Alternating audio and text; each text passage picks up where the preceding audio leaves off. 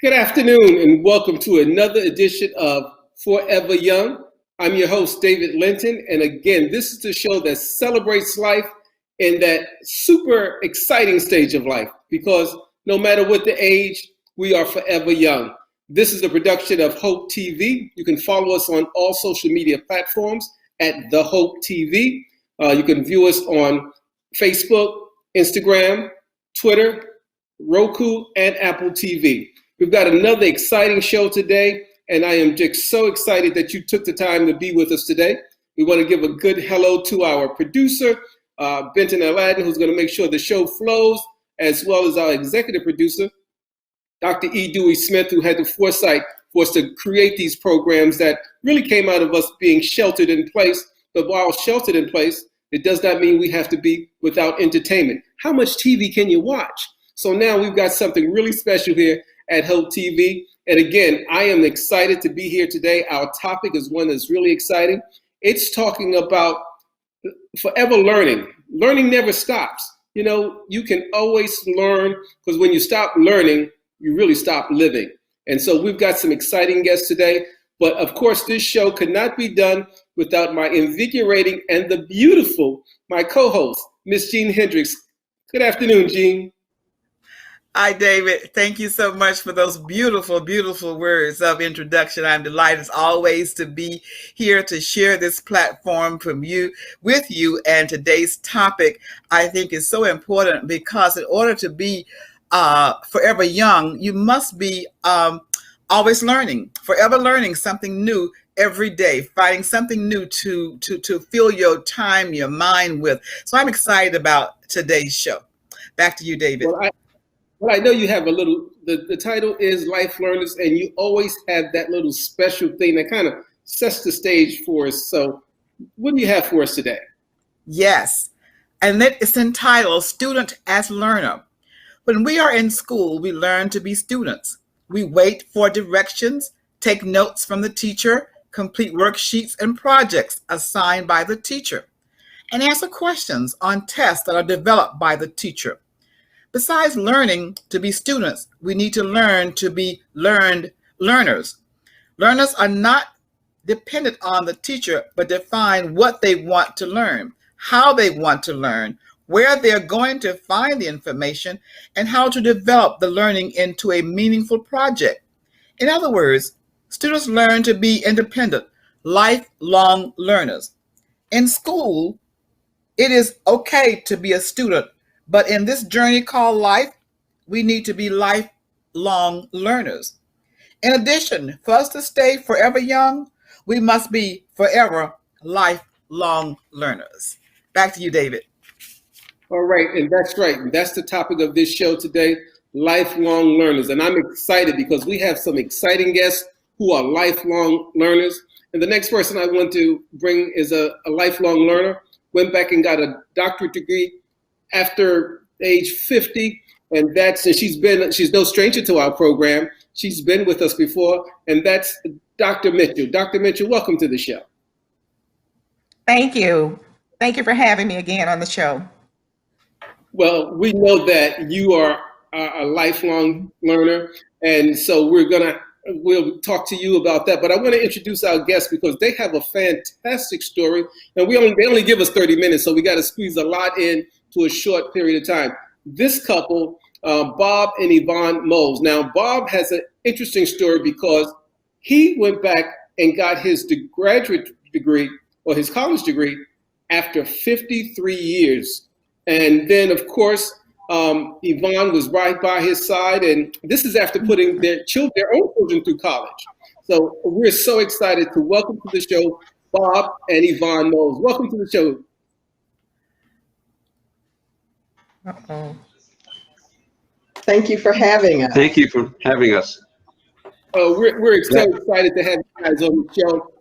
You know, the topic today is lifelong learners. And, you know, as we were in the green room getting ready and talking and prepping about the show, there was just so much we talked about because people you learn a lot. I mean, even I didn't go back to college, but I had to learn going back into radio after a 30-year exit going back, I had to learn to do radio. I knew the basics, but I had to do it with technology. Technology had changed. You go into a radio station now, you don't see any records, you don't see any CDs. Everything is digital now. So computerized. It's really an interesting phenomenon. And Dr. Mitchell, tell us about your journey. You 50 years and going back and to get another degree. Tell us a little bit about that. Yes. Yeah, so I had decided that I wanted to get a second doctorate. Actually, I actually had obtained one in my early 40s, and I did one as relates to a doctorate in ministry that I could use in my professional career in the religious circle. And it appears that every decade I seem to want to go do something to enhance my professional development. And I went on to get a doctorate in health administration because this was during the time that we were having issues with pre-Obamacare, where you had older people who couldn't get health care, couldn't understand how to get into the system, was short on what they call the donut when their medication amounts in terms of Social Security ran out. And so I thought I would do it as a way to help other people, but it actually became something that helped me learn in terms of my professional development. It became a degree where I had to relearn technology. The way that school was taught was very different than when I had gone 10 or more years prior to. I was among the oldest people in the classroom setting. Most of my peers, cohorts in the classrooms were very, very young. But it made you have to really keep up and change how you did things and be flexible, because as a lifelong learner, you learn that you've got to learn new techniques in order to keep up and to be competitive in the setting. And so that's what my journey looked like. And I started my journey in 2010, and it took me almost 5.5 years to actually obtain the degree. But it was a steady course. I stuck with it, kept at it, and at the end of the journey, I actually was able to graduate with a class with an actual second doctorate, and that one was in health administration.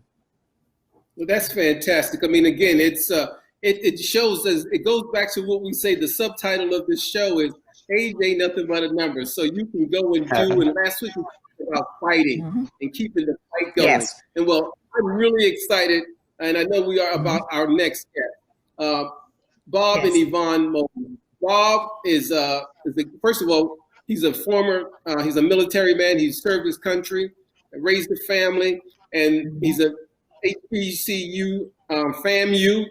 And but Bob, you got to tell us, because after you left school, you said back in 1963, and you recently did what? Tell us your story, a little bit about your story. Well, thank you so much. Yeah, I was at Florida A&M. Matter of fact, I had just gotten out of the service and decided to go to Florida A&M. And I left in 1965, and I was in my sophomore year. And I've been trying to get educated ever since. And it was interesting. One day I was sitting in church, and there was a lady in front of me. She had a pamphlet she was looking at and had 62 plus on the top. And I just tapped her on the shoulder. I said, "Ma'am, what does that 62 plus mean?" And she says, "Well, if you're living here in the state of Georgia and you're 62 plus, you can go to school for free." I said, "Excuse me?" She says, "You can go to school for free." I took that information. That was Sunday. And Monday, I was enrolling at Georgia State. Wow, now see, you just shared something that our listeners, I really want us to be keen in on that. You said in the state of Georgia, after the age 62, you can go to school for free? Absolutely. The only thing you have to pay for it, of course, your books. Yes. Wow. And I try to take advantage, not try to take advantage of it, I took advantage of it. And I started my education, something that I wanted to do all of my life. And I didn't get a chance to do it during that particular period when I was raising a family and trying to do what I normally do on a daily basis. But I went to school, and like the doctor had said, there's a lot of things that have changed, and it was kind of not so much difficult, but just interesting, just trying to keep up with everybody, because I was almost close to 70, and most of the students in class were like at 18 and 19 years old. Wow. So I had to try to kind of relate to that. Yes. Wow. You know what? But I did. You know, tell us your age now. We just because age ain't nothing but a number. Give me your number though. Right. What's the number? I feel like I'm 45, but I'll be 80 years old in a few months. Fantastic. Wow. Wonderful. Wow. Fantastic. And Amazing. Thank you so much. So, Yvonne, how was it to have your spouse go back to school at this age, and this time? I mean, with the challenges. Now, Bob, I know Bob, he's real energetic. His age, he doesn't look his age, but I'm sure as both you and Dr. Mitchell alluded, technology and those things. How was it being that support to someone going back to school after so many years? It was easy to support him because he was very, very excited about what he was doing, and it had been a lifelong goal. And even though there were technological challenges, for the most part, the fact that he was learning something new gave him the ability to accept whatever changes he was going to have to go through just to get through school. I think one of the greatest things for him was at his age to be around young people. Well, you know what? You really epitomize the saying behind every great man is an amazing woman. So, Dean, is there something you want to pose to our guests? Is there a question that I know you want to pull something out of them? Yes, I think I wanted to add one other thing as we talked about the learning. Also, another form of learning is also travel. I have done a lot of traveling, and that's how I have been able to be a lifelong learner. I applaud you, and I applaud Dr. Mitchell for going back to school in your later years, but I have been geared to learning as I travel. And that has been my experience as far as learning in my later years. Okay. And I think that most part, I want to ask you, when did you go to your graduation? Did you actually march down the aisle when you finished your courses? Oh my goodness. I wanted to have everything that came with me going back to school and graduate. I wanted to march. I wanted the pictures taken. I wanted the robe. And let me tell you an interesting thing. There's a professor at Georgia State who I used to see at the grocery store, Publix. I used to see him all the time. He said, "Hi, Bob. How are you? How's school doing?" "School's doing fine." So as I'm coming off the stage, when I got my degree, I'm coming off the stage, and I hear this person say, "Hey, Bob." I looked around. Who is that knows me? It was that professor, and he was calling me out in the crowd. And I said, "Wow, that just was just something." So yes, it's just been great. It really has. Yes. Well, I think that's part of your hard work is to see the reward when you do graduate, actually march down that aisle. That's awesome. Very good. You are to be applauded and be an example for anyone else who might be listening, because a lot of people may not realize that when you reach the age of 60 in the state of Georgia, you can go back to school free, and then you'll always find someone willing to help you get over that particular handicap that you may have. If it's computer or doing research, there's always somebody that's available for you. So my hat is off to both of you. Yes. Well, if you that's what she. Go ahead. I didn't want to cut you off. Go ahead. What were you going to say? I was just going to say, and that's where she did come in. She helped me out tremendously because I used to wake up like 2 or 3 o'clock in the morning and start doing a paper, and she's trying to sleep. So it was a case where she would get up and I get stuck, or she'd show me how to get out of it. And so that helped me out tremendously. And I know for sure that if she was not here, I probably wouldn't be able to get that degree, because she was so important in me finishing school. Well, if you're just tuning in, this is Hope TV, Forever Young. I'm David Linton, along with my co-host Gene Hendricks and Dr. Mitchell, and we're talking to Bob and Yvonne Mose. Bob went back and got his degree from Georgia State after 50 years, and so if you can follow us on all social media at the Hope TV, on Twitter, Instagram, Facebook. We're on Apple TV and Roku, and we've got a variety of programs. Now, our subject today is lifelong learning. Now, we know lifelong learning is also good for your healthy mind and healthy body. How do you think this has improved your well-being and Mm-hmm. going back to school, how did that help you in terms of just your physical health as well as your mental health? Well, I mean, Somebody- for me, Mm-hmm. it was a case of just being around those young people, and a lot of them in terms of finding out where the class was. I mean, just simple stuff like finding out where my classroom was, who should I take this course from, help me with my homework. I mean, it was just a collaboration of a lot of things that put me in a position to get my degree. Really. And also because the campus is a inner city campus, Bob had to walk from one building to another, which is a great assistance in terms of exercise. It kept him motivated to move. Mm-hmm. That's pretty good. She's probably right on that. Yeah, That's right. That's right. That's right. That is a great Forever young. But Forever going young, back yeah. to school, That's right. the saying, if you don't use it, you lose it. And That's so right. also back to school learning, it helped reduce the risk of Alzheimer's and memory loss because you're now you're challenging the brain and you're challenging those senses. Right. So that's really commendable. Now, Dr. Mitchell, now when you said you had one doctorate and you decided to go back to get another, what would I know you have a career and all that. When you did Yes.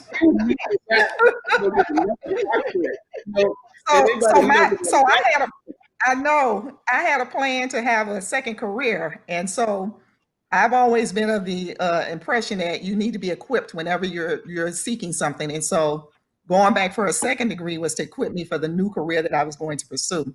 But I did want to add that being a forever learner also helps with your cognitive skills in terms of dementia. And so if you're always learning, it doesn't have to be a degree. It can be taking classes. It can. I do classes at Home Depot. I learned how to lay tile at Home Depot. One week I might go and take a cooking class. Another week I may take another type of class, but I'm always having my mind open. During the pandemic, I've been using YouTube to teach myself additional skill sets in terms of technology.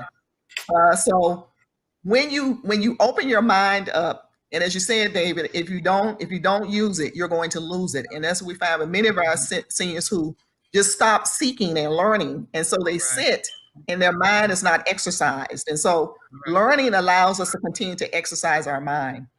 It stretches us. And as Jean talked about travel, there's so many ways for you to exercise your mind and not be. And so that's always been a mantra of mine, is to exercise my mind.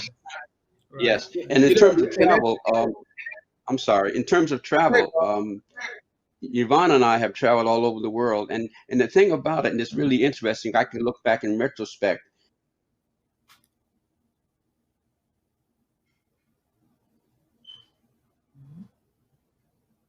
And we look at it now, it would be a chore to travel.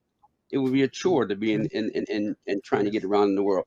But in school, I majored in history, but I minored in religious studies.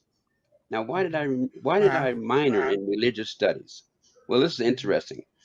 When I came to church, and of course, Dr. Smith would use this word hermeneutics, and he would always say hermeneutics. I'm saying I gotta find out. I have to find out what this hermeneutics is. So I went back, and of course, I took my religious studies my minor. And I looked up hermeneutics as interpretation of biblical text. And when I got that into my system, I just wanted to know everything. So it's just interesting to know on a daily basis that you're going to learn something. It's just great. Yeah, and because of the COVID-19, I think we all alluded to the fact that everybody's had to adjust to using technology. I mean, we're using technology now to bring this program to the viewers.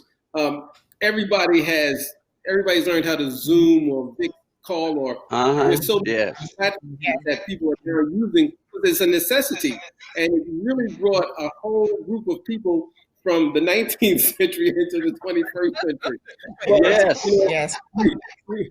We've all given some really good examples of how to be lifelong learners. Now, what would you say to others about those who are like maybe, not wanting to or just feel that they can't, what would you say? Get up off that couch, you couch potato, and do something. What would be that motivation? Well, and that's for everybody on the panel. Anybody can answer. And Dr. Mitchell, I'm going to start with you, and I'm going to go to Jean, and then we'll go ahead. I would say pursue your passion. It doesn't have to be a degree. You may want to learn a new type of dance. You can find something on YouTube. You can find a class. There are a number of things that you can do for free that don't have to cost you anything. You don't have to have an expensive computer. You can get it on your phone. Our telephone now is truly a smartphone. So a lot of things that we can do now, we can even do it on our phone. But pursue some kind of passion, something that you love to do, or something that you're interested in doing. And that allows you to become a lifelong learner. And switch it up. One day you can be looking at how to create a certain type of meal on the cooking show. Another day you may be dancing. Another day you may be crocheting. But there's so much out there to make life interesting that you don't have to be a couch potato, and you don't have to have your mind like because you're not stretching it with something new. And that's what studies suggest, is that you have to pursue something that challenges you. That's what helps exercise your mind.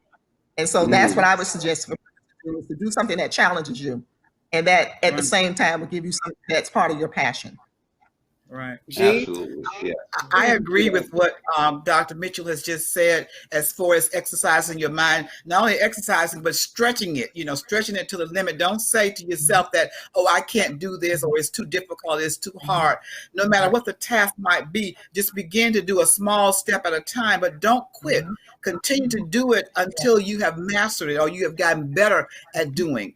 Right now at my home, my daughter lives with me, and so she's cooking a lot of vegetarian dishes. So we're becoming more healthy that way. I have already planted a garden in the back because I'm not sure which way now as far as our food is concerned. How are we going to get our food? So I've started a garden in the back. Also gives me something different to do other than sit home and do nothing. I've never been that kind of person anyway. But between my travels, and of course right now that's on hold. But I'm quilting, I'm making baby blankets, I'm learning how to cook different foods, different ways. Reading, of course, is always a very good way of traveling. I mean, I've gone weeks ago. I was in France again because I have this book that I bought when I was in Paris. So I'm going back looking at things that I have bought so that too has kept me busy and has kept me alert, and of course forever young. Back to you, David. Right. All right. Now, Bob and Yvonne, what would you say to others? I mean, because you've got such a unique story, you guys. It's really great. I mean, for you, you know what? I'm not ever going to say I'm tired and I can't do anything, Bob. Don't say it. No.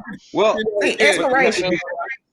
What I would say is that we learned a lot in traveling outside of the country, and then once the pandemic hit, and because of our age group, we don't travel, or we're not in a position to travel right now. But you, like Dr. Mitchell said, you can go on YouTube, you can do virtual tours all over the world. You should. It's great to learn something about a country other than ours, but it expands your horizon and it makes you appreciate where you are. Bob always enjoyed traveling, so we linked that to him getting his degree.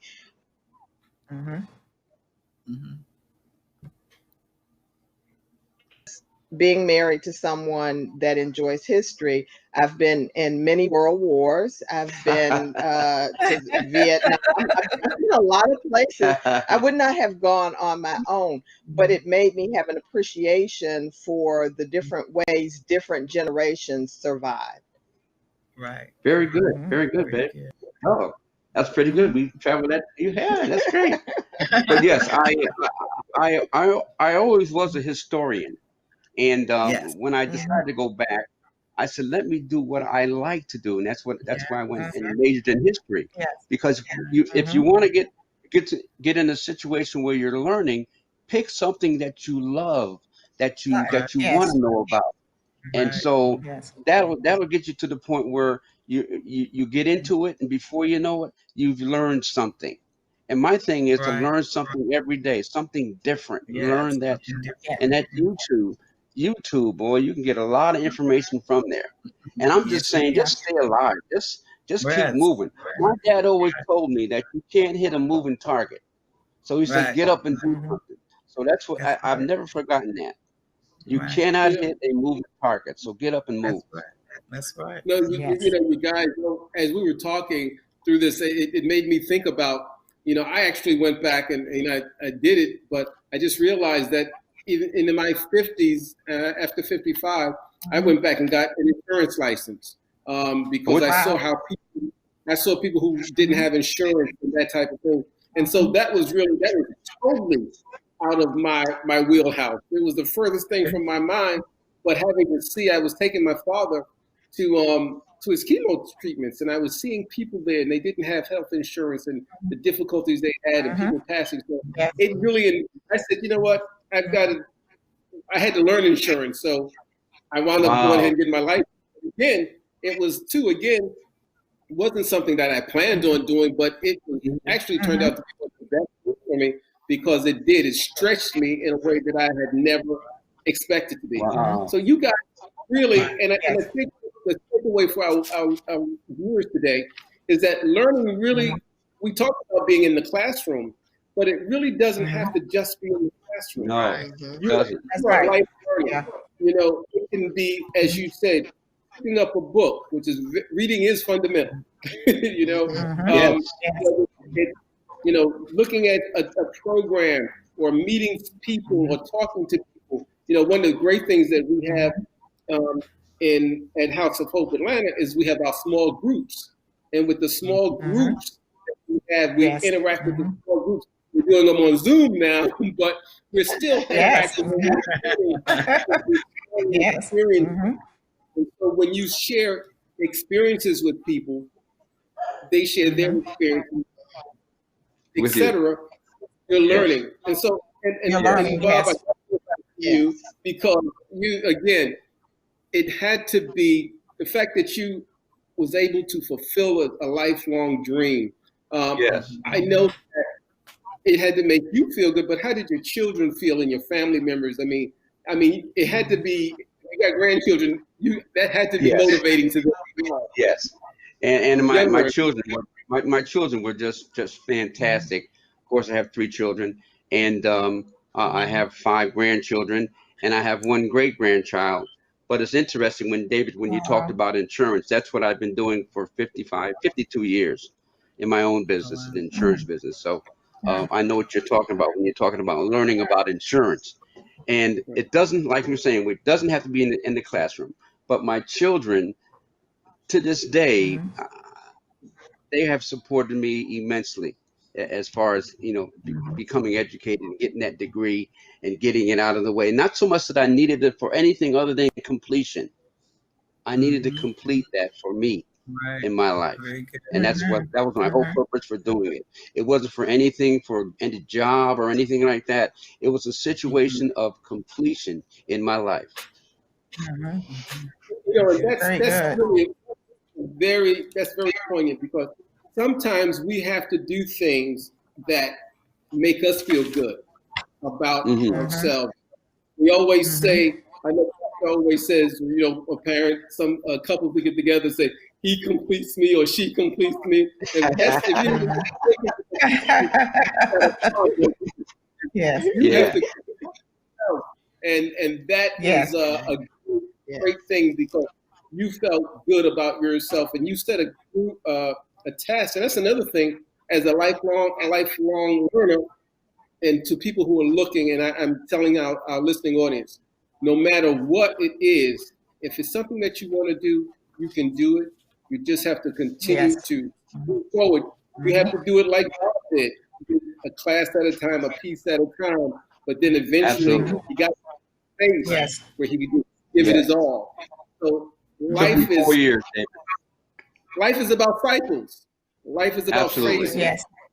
But you'll get to that Mhm. phase in life, you'll be able to appreciate and complete what it is you want to do. Mhm. You do. In Absolutely. this Yes. episode, we're talking about lifelong learners. I know it's about that time for us to wrap up. Our producer hasn't given me that sign, but I'm feeling it. So is there any part of the things you would like to say to somebody out there right now who's like on the fence? We talked about the potato couch, who's just like, but what about somebody who's saying, can I do this? Should I do this? Especially with this pandemic. Now, there's a sense of fear, and we can't, I believe in faith over fear. We got to be faithful. But Yes. people who are wanting to do something, but they kind of feel like maybe I can't do it now. What would you say to them, Dr. Mitchell? I would say starting is the hardest part. Take baby steps. It's like jumping in the pool of water. If you're afraid of the deep end of the water, you start out in the lower end.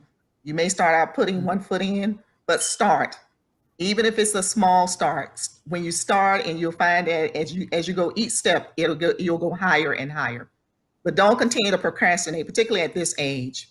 At this age, time is not promised to us. So do those things that you've been saying you were going to do forever, and make today that day that you take a chance and take a start.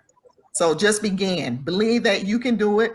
Others have gone before you, so you can see you have other people that you can look at that have accomplished the same things that you've accomplished. Like looking at Mr. Moles, who would think that in his latter age he would go forward and complete something that he had been trying to complete over 50 years. So he becomes an inspiration to those of us who are still seeking some things that we have not accomplished. But go ahead and take a chance and start. Particularly during this pandemic where you've got nothing but time on your hand. Yes. And to add to that, just take the little steps. I mean, when I went back to school, I took one class, and I wanted to see how what I can do with that class. I got an A out of that class. And what that A did, it said, I can do this. I can do this. And you can do this too. Whoever's listening, whoever's looking, you can do this too. All you have to do is put one foot in front of the other. And before you know it, in 4 years, I had my degree. Wonderful. A day at a time. Right. A day at a time. You know what? That's so important, because as you look now, we're in May. You know, it seems like just yesterday we were celebrating the new year. Yes. And we're already in May. Right. Exactly. And I think, Bob, another thing is, and I'm going to go back to you and Yvonne, because, and I'm going to go, you had that support system. Now, that's very important. That was important for you, I know. So, Yvonne, I want to make sure that he gives you your props before millions of people. Yes. He has always been very forthcoming with the fact that this was a joint project. As a matter of fact, when he graduated, and he said he wanted everything that went along with graduation. He wanted the graduation party, everything. We did all of it. Well, when we invited the guests, once they arrived, I had on a crown that said, "We did it." We did it. And did you have a robe on us? Yes. Wonderful. Yes. You took a picture. She took a picture in the robe, but she had a hat on, because it was just as much as it was mine, it was hers. So she graduated with me. Well, that is so wonderful. Good. We're about to wrap up. And David, can I share something I wrote just for a minute? Of course. Oh, definitely. Okay. And it says, a lifelong learner is one who loves the moment, seeks truth, friendship, knowledge, and wisdom. This person accepts self and others and realize the chance to make a better world. A lifelong learner discovers new paths for growth, joy, knowledge, and friendship. The journey begins today. True motivation is as mysterious as life itself. It must begin within. A lifelong learner. That's right. And that was beautiful, Jean. Very nice. Good word. Very nice. That's right, Jean. You always come up with the right thing to set the tone, and that's the perfect place to bring this program to an end, this edition of Forever Young. I really want to thank our guests, Bob and Yvonne Moles, for being with us today and sharing their fantastic story. Of course, Dr. Mitchell, for Yes. being here, part of our team, and you know, we couldn't do this without you. So I just want to thank you Yes. all for being here on behalf of our producer, Benton Aladdin, our executive producer, Dr. E. Dewey Smith, from House of Hope Atlanta, and everybody behind the scene that makes the Hope TV works. Again, you can follow us on all social media platforms. Remember, I'm David C. Linton, and again, life is nothing but a number, and you are forever young. Be blessed. Yes. Yes. Be blessed. Amen. Yes.